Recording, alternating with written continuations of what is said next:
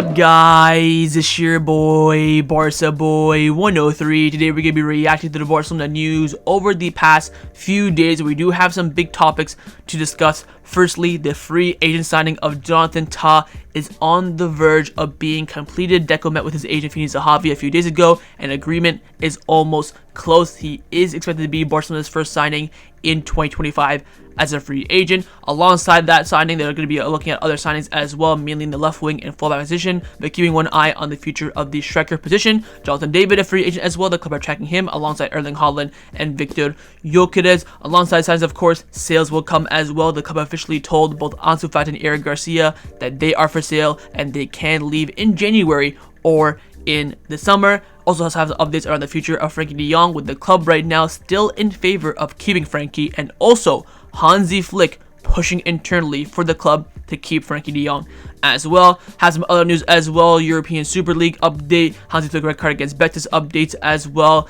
Everything around Barcelona, of course. But before we get into it, make sure you guys smash that like button down below. Let's try to get to 200 likes on this video. It would be very much appreciated. And also, if you are new, make sure you subscribe down below if you haven't already. And let's get into it. Now, before we get into this video is sponsored by Number One Foot. Number One Foot is by far the best replica jersey website on the market, and it's not even close. They have a variety of different items at the absolute best prices. They sent me two kits recently. First one is the retro Barcelona kit, the home kit, which I'm currently wearing right now, and also as well the second kit for that season in the blue edition. Oh my god, like, the stitching is fantastic, the quality is, superb. Feels like I have the actual, original kit for a fraction of the price. And if you use the discount code BOY at checkout, you do get 10% off your order. That's BOY. Use it at checkout, and all orders above $80 as well will receive free shipping. So what are you waiting for? Hit the top link in the description down below and get your new football kits today.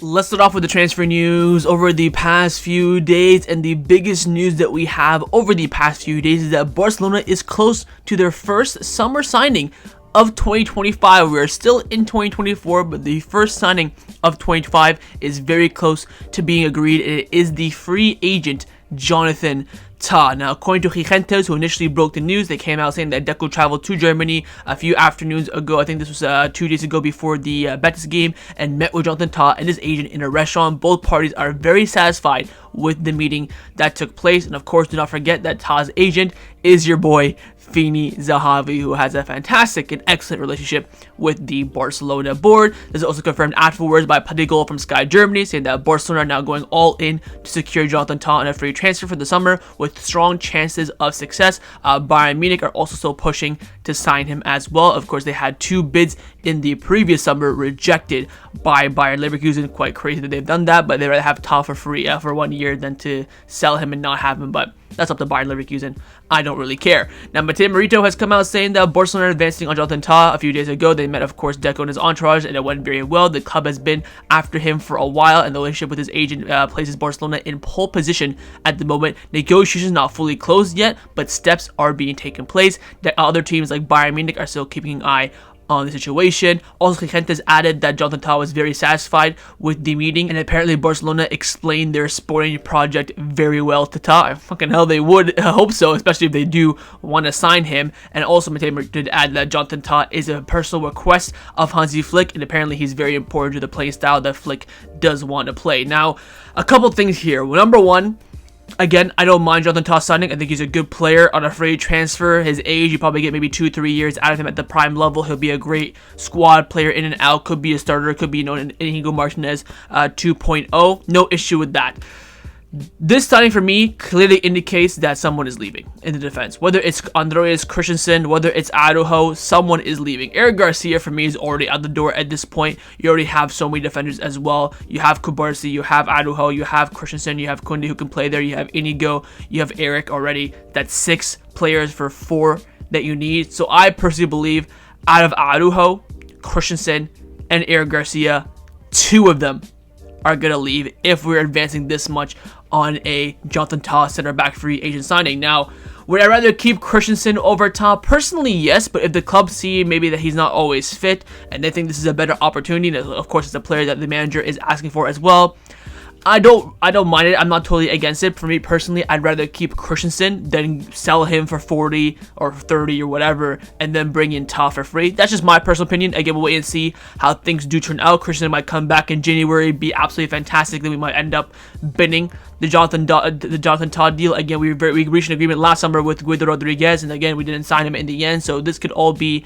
part of negotiation. Again, the deal is not done, but it is very much advanced. Deco did come out saying that he did not meet with Jonathan Tah, which of course he's gonna lie about, as everyone else would in this scenario, but we'll wait and see. I'm very happy with this kind of signing. I'd much rather move on Inigo for free and then bring in Tah for free, because Inigo has no longevity whatsoever, but rather with Christensen he does have a bit more time. But again, market value is going to be very important. So if the club want to sell Christensen, or maybe hell, Araujo does not stay, does not renew, then we bin Araujo, we keep Christensen, then we bring in Tah.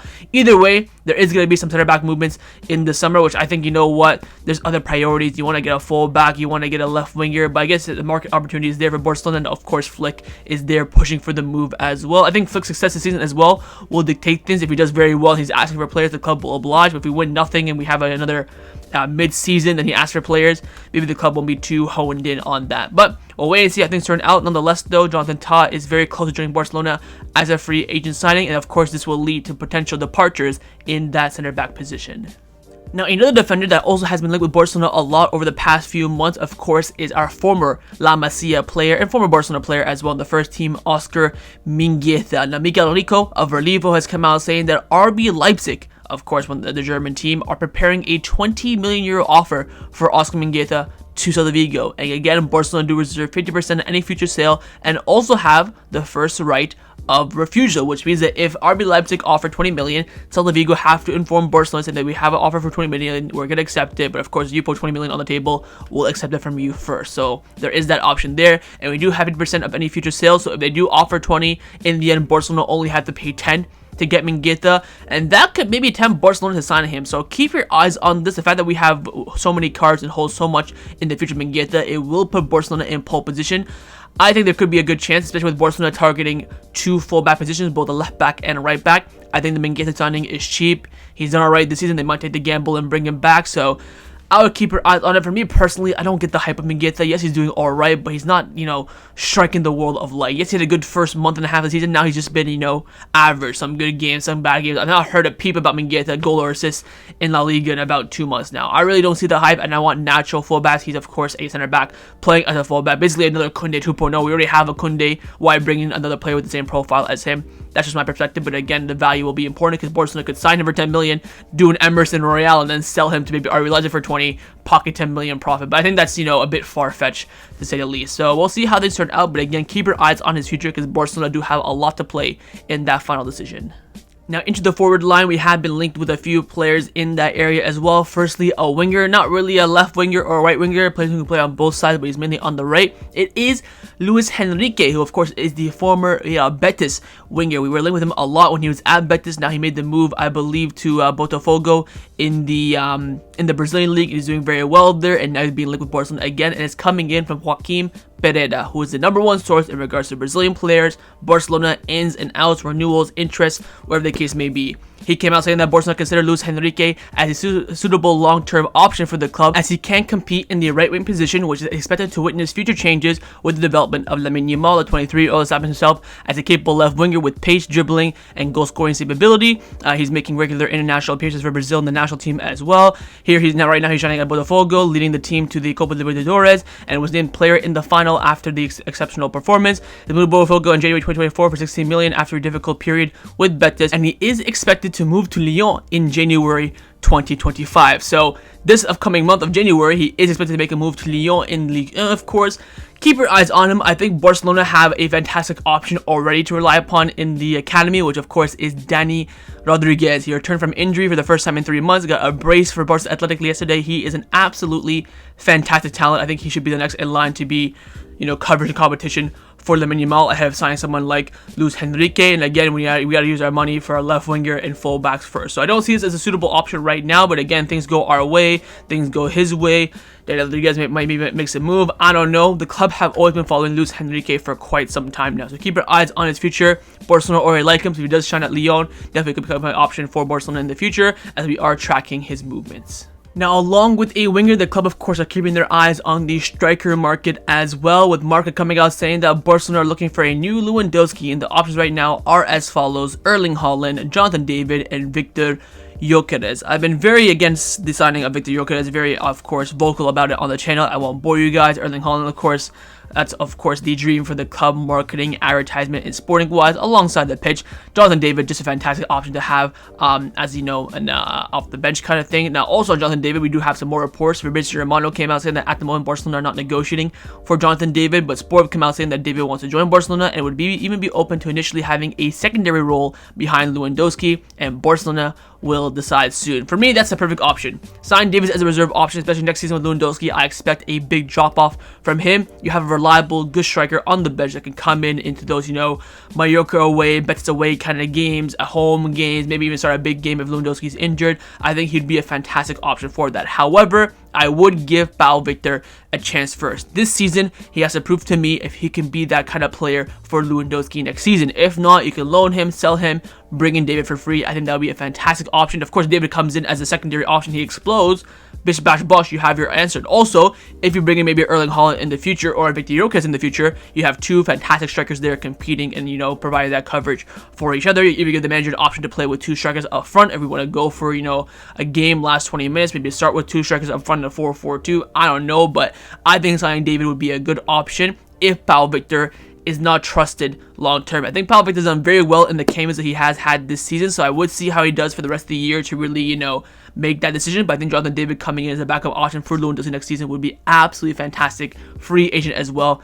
Can't go wrong there. Of course, for me, Erling Haaland is the ideal option to have as our star striker in 2026. I think Gyökeres, all this hype is Liga Nosh. Watch, and again, since Ruben Amorim went to United, he scored only 2 goals in 5 games, both goals being penalties. So I think we're going to see a little bit of a dip from him. So we'll see how things turn out. Not really a main, you know, a target for Barcelona. Just keeping their eyes on this, focusing on this in 2026. Of course, this summer 2025, fullbacks, wingers, that is the priority. But always keeping one eye on the future ahead.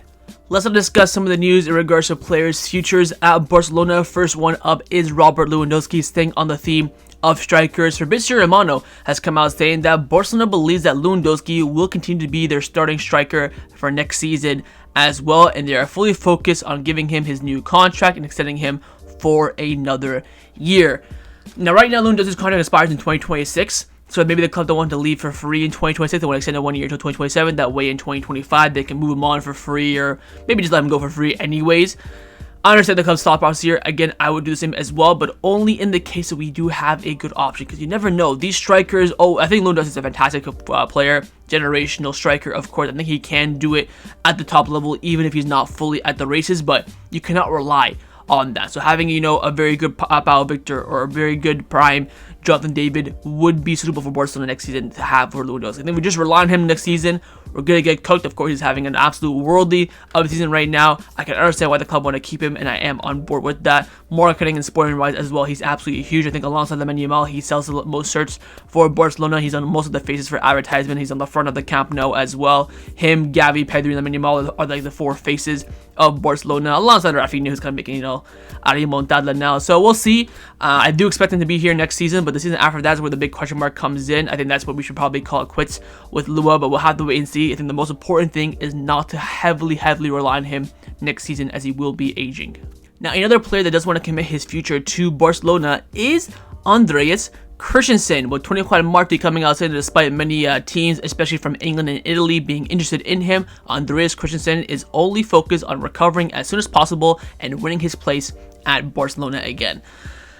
I think he's cooked, especially, I'm sorry, I love Christensen. I think he's an absolutely fantastic player, but he's unreliable, unfortunately. Well, hopefully we'll see after this injury and after the surgery if he's reliable from January until the end of the year. I honestly believe if he picks up a big injury from January until June for like a month, I think the club might just give up on him completely. But fantastic player, can stay fit, he has some value. Jonathan Tah coming in for free. I mean, it really smells like he's cooked, if I'm being completely honest. But we'll wait and see. If there's one thing that can change Barcelona's perspective is of course, performances on the pitch. And even Flick backing him as well. Flick might say, you know what, Christian is so good, let's just bin Jonathan Tah, go to Bayern Munich or something like that. Maybe Jonathan Tah decides to go to Bayern Munich as well. That's not, fully in case as well. But Christian's future, in my opinion, depends a lot about him on the pitch from January until June. If he's on the pitch a lot, it could help his case. If he's barely on the pitch, he might be cooked. So we'll see. I'm very happy that he's focused on Barcelona, winning his place back in the team. He did an interview, of course, that I covered on the channel a few days ago with Barca 1 with the Danish media, and he's fully focused. He wants to come back to Barcelona. He's excited. He missed playing for the club. So I like him. I really do. I think he's a fantastic player. Again, can play in the pivot alongside the center back position. So his future will be dictated by how he performs on the pitch, and we have to wait for him to return in order to make that decision. Now, a player's future at Barcelona that is the most difficult to predict is the future of Frenkie de Jong. We hear reports about he's available for 20 million. We hear reports that the club want to keep him. We hear reports that he wants to stay. No one knows what's going on here, but more reports coming in from Sport about his future. They come out saying that Hansi Flick counts on Frenkie de Jong and believes that Barcelona must do anything possible to keep him. Wowzers. The manager is convinced of Frenkie de Jong's quality and thinks the player will end up being a starter once he's fully recovered from his ankle injury. Wowzers time too. Barcelona want to avoid Frenkie de Jong leaving for free on a free transfer, so they're considering his sale in the summer. However, Hansi Flick is trying to mediate between the both parties as the manager fully trusts Frenkie de Jong and wants him to stay at the club. Very similar to Andreas Christensen, I think Frenkie de Jong's future depends a lot about him on the pitch. From now until June, he needs to perform. Again, he had the penalty. We'll talk about the penalty against Betis at the end of the video, but he's come on, he's had some stinkers, he's been mid since, I would say, the El Clasico, but that second half performance in the Clasico, I don't know what it is, maybe the first game back for him, adrenaline, Clasico, he didn't feel his ankle whatsoever, but that performance of Frenkie de Jong in that game, in that 45 minutes, was absolutely fantastic, and that for me is prime Frenkie, and we know that he works in the system. The issue is that he has this worry about his ankle. Oh, if I kick the ball too much, I'll be out for another 6 months and I have to do surgery, and all this stuff is going to be running through his mind. He has to get used to, playing consistently. I think the new year for Frenkie is going to be crucial. Like I've been saying a lot, we've been linked with Xavi Simons and all these other midfielders. I think our midfield right now is perfect. I wouldn't sell anyone. I wouldn't bring in anyone. But of course, if Frenkie leaves, you might have to look at someone to come in as an option.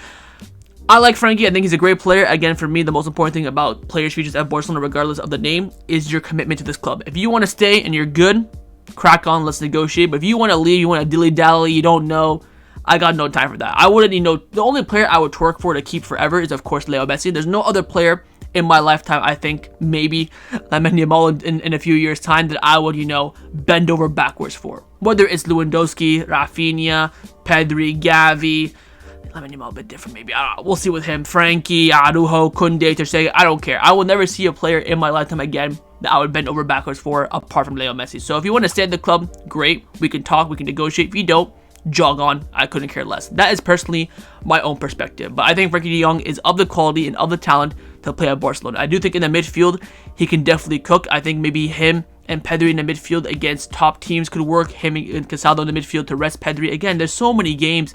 You're playing, 3 games in 6 days, half the time during the season. These players cannot play week in, week out. We saw Pedri being a bit burnt out against Betis. Of course, Pedri should be starting in the 8. He's our best 8, but he cannot play week in, week out. There are so many games. Players will dip in and out of form. He will get injured, Pedri, again. So having these players in your squad is very, very crucial. So we'll wait and see with Frenkie. I think, again, it comes down to a lot to his willingness, firstly, to, negotiate and talk with Barcelona, and also, of course, his performances on the pitch. But let's now discuss the players that have been rumored to be leaving Barcelona over the past few days, and this is the big news coming in from Tony Juan Martí. He's come out saying that in recent weeks, Hansi Flick has informed both Ansu Fati and Eric Garcia that with the majority of the squad being available, it will be difficult for them to get regular minutes. So he would not be putting an obstacle in their way if they decide to leave the club during January transfer window, and of course, in the summer 2025. In any case, neither of them are thinking about leaving Barcelona in January as of now. Both want to finish the season with Barca and then consider their futures if necessary. And again, this is spot on. Ansu Fati, I'm done with him. I, of course, sold the stocks in January. In July. I wish Ansu nothing but the best. I think his peak form, definitely 100% the quality of Barcelona, but we haven't seen his peak form since COVID. So I'm tapped out with him. And by the way, don't forget, Ansu Fati is earning a lot of money at Barcelona. He's on around 170,000 euros per week with that new renewal that he got in 2022. So getting that much money on the wage bill, not playing whatsoever, being injured and being on the medical bed half the time, I think he's cooked. Eric Garcia came in for free, probably will leave for free if I'm being honest. I know his contract expires in 2026, but the club might just let him go for free in 2025. Good player, squad player for Barcelona, but our squad players are already kind of, leveling up. So he's kind of, dropping out. So, and with Jonathan Tah coming in, Eric Garcia is beyond cooked. I think both these two players can be great players and squad players and help us a lot this season, but I think beyond the season, they're both cooked no matter how good they perform. Maybe Ansu Fati has a bit of a chance if he has a miracle run. I think Eric Garcia, there's just too many options in the pivot and in the center back positions where he's cooked no matter what. And again, I do think there's a possibility about Eric Garcia leaving in January, but again, the media is still saying that he does not want to. Henrique from Olivo came out saying that Eric Garcia is considered transferable at Barcelona. However, his departure would not be contemplated in the winter, but rather in the summer window. So everyone's very certain that there's no one going to be leaving in January. So we might be having, the same squad for the whole season, no ins, no outs in January's. I still think there might be outs if a good offer comes in and whoever's offering can convince the player as well. But this report pretty much says that Ansu Fati and Eric Garcia are cooked. They're leaving in the summer, no matter what it is. And I think that's the correct decision in the end. I don't think their performances this season will really have too much impact on their future. Eric Garcia doesn't make that much. I think he's around about 60, 70K a week. He did come in, of course, in our worst times, but Ansu Fati is earning a lot. So you're going to clear probably, I would say, just around €250,000 per week on their salaries alone, which of course is huge for Barcelona, especially with players that we do want to bring in that will level up the squad. So I'm all for it. I think this is the correct move by the club, the correct move by Hansi. I think Hansi telling them this now is a bit crazy because you're just gonna knock their confidence beyond belief. They're like, all right, if I play well, or don't play well, it doesn't matter. I'm leaving in the summer. I think maybe telling them this around maybe April, May time, maybe would have made sense. But now telling them in December is quite crazy in my book, maybe because the January window is coming up. But I'll wait and see. I think they could leave if good offers come in January. But apart from that, most likely they will leave in the summer.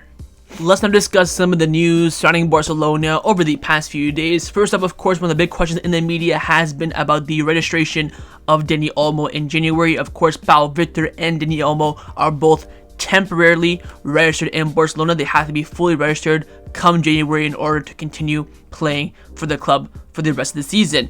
Now, Sport have come out saying that Barcelona is finalizing negotiations to activate a new economic lever that will reportedly bring an income of around 200 million euros, and this will allow the club to register Dani Olmo as well as operate back under the 1-1 rule. And the way they're going to be doing this is selling VIP seats for the Camp Nou for the next 20 years. Barca expect to receive around 200 million euros for the sale of Spotify Camp Nou VIP seats for the next 20 years. Real Madrid and other top clubs in Europe have already done this. Now, if you know, like the Arsenal Stadium, Spurs Stadium, Madrid Stadium, they all have VIP boxes where probably players will buy it for their families to go and watch the games. Celebrities might buy it so they come once in a while. They have like a seat guarantee if you're really a celebrity that's a diehard fan of the club. For example, KSI has a box with Arsenal. I think Ed Sheeran has a box with Ipswich. I think he's a part owner though, but stuff like that, right? This is, of course, a great move by Barcelona. I wish I had enough money to buy one as well, because I definitely would. And of course, having that price for the next 20 years is standard. I'm seeing a lot of people saying, "Oh, we're selling so much of our future." This is how you sell it. People do it, I think, year on year. And if players, of course, leave the club and buy a box, say, for example, I know for a fact that Frenkie de Jong, Rafinha, and Ansu Fati and Pedri, those are the four players that really asked Barcelona, yo, we really want a box for our family, stuff like that. So if they leave, they of course will sell their box back to Barcelona, and then we're going to resell it. It's not like it's going to be factually sold forever no matter what. And of course, having that proof on paper that we did sell for 200 million euros for La Liga will help greatly. Now, Deco was asked in the media when he's asked about Jonathan Tah in the meeting. He said no, but he's also asked on the Olmo's registration. He said that, you know what, it's a matter of that's being worked on. We hope to have it completed soon. When Olmo and the deadline plays is being rumored all over the place. Of course, January, huge month for Barcelona. Super Cup, Copa del Rey, La Liga, Champions League. Apparently, Dani Olmo and Pau Victor, the registration deadline is January the 20th, which of course means they can play in the Copa del Rey at the beginning of the month and also play in the Super Cup, of course, which is absolutely huge. Some people are saying that they have to be registered before January, so I don't really know. I feel like it makes more sense if it's on that January. I think they said the report said January 18th is going to be the deadline, so by then, hopefully, the club will have it all sorted out, whether it be from Barca Studio, a sale that we're still, of course, working on, or this VIP one. Barcelona do have some avenues, but again, 200 million euros coming in would be fantastic. I think we need only 50 million euros to return to the 1-1 rule, so hopefully the club are working on this, as this is, of course, a pressing matter. Dani Olmo is the starting important player for Barcelona, but I have no worries that the club will have this completed hopefully soon, and hopefully it doesn't drag out past the deadline where these players are going to be unregistered. That would look very, very bad on the board, but they never let us down. I don't think they will let us down in this scenario either. Now, speaking on the Barcelona board, a project they have been working on since they were first elected back in 2021 is, of course, the incorporation of the Super League. It's been delayed. They went to court, and of course, they won the court case, and now they are set to return in 2025. Mundo Deportivo came out with a big report saying that the Super League continues to be progressing. The organizers now have contacted over 100 clubs, with 60 of them already agreed to join the Super League. The report continues on by saying the European Super League is set to start either in September 2025 or September 2026. There is discussions about allowing clubs that are successful in major leagues to join Group 1 of the European Super League based on their performances and their domestic leagues, such as Lyon and Bayern Munich. Bayern Leverkusen recently, this topic is still under discussion. Clubs like Real Madrid and Barcelona maintain their participation in the league thanks to the court ruling, despite pressure from European Union and local governments. There is support from Italian, French, Portuguese clubs, while some clubs such as Paris Saint-Germain and Man City are opposed, with the possibility of reconsidering the positions of some clubs. It is expected that 16 clubs will compete in a league comprised of 2 groups of 8 with 14 matches in the group stages. The number of matches will be reduced if necessary to protect the health of players. Questions have been raised about the platform that will be broadcasting the match globally, which must support millions of fans at the same time. The organization plans to create a dedicated app for this purpose with the ability to geotag advertising locations as well. So again, it's being worked on. Either next season or the season after that, they want to really bring it in. I don't know how it's going to fly with Europe. Again, you kind of have to have everyone in it for it to be successful and to fully lead the UEFA Champions League as well. Again, for me, like I mentioned in the last video and all the live streams, I don't really like changes too much, but if it's going to be the benefit of Barcelona, I don't mind it. Again, the money that we get from this is going to be absolutely extraordinary. We get, quadruple the money that we get from UEFA that we play in the Champions League. So if it's all about money, then sure. And at least this time, when the clubs run it, it's more equal than if one organization runs it. You're not going to be seeing favoritism and stuff like that. But again, 60 clubs out of 100, but you need kind of everyone. You can't just have like a Super League and there's no Man City and PSG, for example. They're just going to be being in the Champions League, the two of them by themselves. It's going to be really weird. I don't know how it's going to fly, if I'm being honest. But I'm interested to see how things do turn out. But again, the Super League is still well and truly alive, and they are planning on a return in next season or the season after that. Now, the final topic that I want to discuss for the end of this video is to discuss some of the issues that have taken place after the Betis match and some of the resolution around it. Firstly, of course, is the red card that Hansi Flick did get in this game. He said after the press conference after the game, said that I didn't say anything to the referees. I was just angry at myself. I was jumping around myself and he sent me off. Mundo Deportivo came out saying that if the disciplinary committee confirms the ruling that Barcelona doesn't successfully appeal, Flick will be suspended for 2 matches. Of course, the final 2 matches in La Liga this year, Leganés and Atletico Madrid. According to the referee's match report, Flick was sent off for leaving the technical area, shouting and making gestures to protest one of the referee's decision. Flick is expected to return against Getafe, of course, the first La Liga match of the new year. Now, again, the referee reports did say that he was leaving the technical area and gesturing and yelling and protesting of his decision, which again, Flick said he wasn't. He was just angry at himself and at the team. He was not gesturing towards referee. And it is confirmed now by every single source in Barcelona, Raccoon, Cope, Mundo Deportivo, Sport, that Barcelona do, in fact, plan to appeal Flick's red card. Now, I will say this. In my 15 years of supporting this club, I have never seen a decision, an appeal, be successful. I will say that. Unless I was a kid, I don't remember one from the 2009 to 2012. I have never seen Barcelona win an appeal in my life. So it's gonna suck to not have Flick for Leganés and Atletico Madrid, 2 huge games that we need 6 out of 6 points for. But again, it's a corrupt league, and the referee is a bit unjust with the sent off. But maybe he will win it. Flick's had a very good track record. He's not been booked or been sent off in any game so far this season. He's always been very calm on the pitch. Of course, when we first started the season, he made it clear to the squad, don't protest the referee's decisions, go on and continue the game, don't fall for their traps. He's been very adamant about that. The fact that he got a red card looks a bit hypocritical on his side, but again, he said that he didn't do anything towards the referee. So they'll watch the footage and stuff like that, and hopefully we do, in the end, win the appeal. So we'll wait and see on that, but for now, Flick is suspended for Leganés and Atletico Madrid, the final 2 matches of the league this season. And one other thing that happened after the Betis game is the Frenkie de Jong situation. Of course, was sent. Forced the penalty on Viktor Gyökeres that kind of got Betis the draw. Pretty much. 21 Martin came out saying that Frenkie de Jong found very guilty about the draw against Betis. He apologized to his teammates after the game, but nobody blamed him, but he himself felt the responsibility to let his teammates down. Frenkie de Jong is in a mood of listening to criticism and saying nothing as he works hard to return to the high level. He's doing a lot of extra training sessions during the week. People are scapegoating Frenkie de Jong, in my opinion, like no freaking tomorrow. Viktor Gyökeres is 1v1 with the goalkeeper. What the F do you want Frenkie de Jong to do? The fact that he got the tackle in, very, very dodgy decision by VAR to overturn it.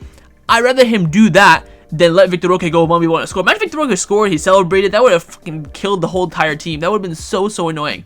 I think the tackle was perfectly fine. Again, it's a penalty in the end. Needed a 5-minute VAR check, and the referee on the pitch didn't even get it. If he like completely took him out, got a red card, sure, that's Frenkie's fault. I cannot defend him for that. But it was a perfectly 50-50 challenge with a player going 1v1 through. I absolutely don't mind that. Very similar to Gerard Martin against Celta Vigo with the Aspas challenge. If he pulls that off, it's fantastic. People are going to be praising Frenkie de Jong, what a tackle, this and that. But of course, if it doesn't pull it off, he's going to get the Christensen for that. But I think, you know what, in a 50-50, he almost got away with it. I think it's being very much blown out of proportion. And I think Frenkie de Jong's performance after that penalty was still very good. He completed all his passes, had successful dribble rates, progressed the ball forward. The reason why he's a scapegoat now is he's had a couple of stinkers, and also he's not really talking about his future with the club either. He's left the contract renewal on the table. I think if he renews his contract by now, people will be defending him much, much more. And there's now officially, I would say, a hate cult against Frenkie de Jong in the fan base, which again, he's gonna have to shut up in order to succeed at this club at this point. I think it does suck for him in this scenario, but I think it's definitely being blown out of proportion. It was a 50-50 challenge, and I'd rather him go for the challenge and maybe concede a penalty than give Viktor Gyökeres a clean 1v1 with a Nagi Penny on goal as well, who doesn't really do well with 1v1s, apart from that odd one he had in the first half, of course. But I think it's really, really being blown out of proportion, and I hope Frenkie de Jong does bounce back from this, poor spell that he's in, and hopefully we see the Frenkie de Jong that we know that he can be.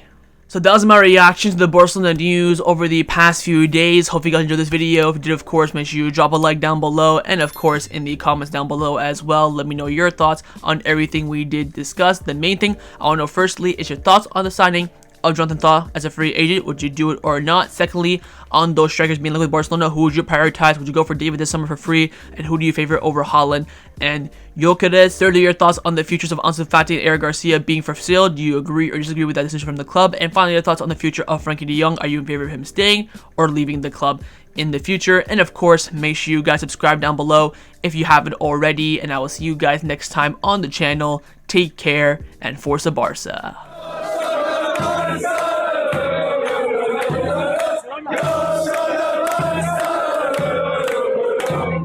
Go!